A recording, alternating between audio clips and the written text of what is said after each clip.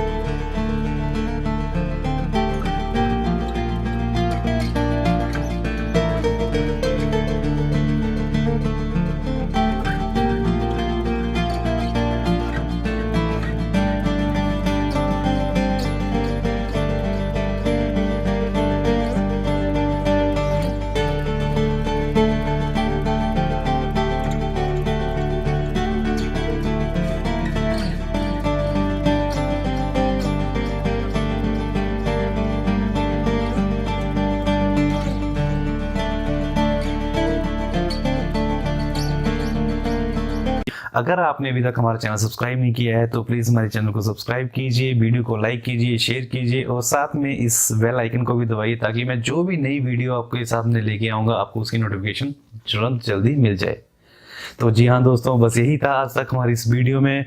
फिर आऊँगा मैं एक नई वीडियो के साथ, तब तक के लिए गुड बाय।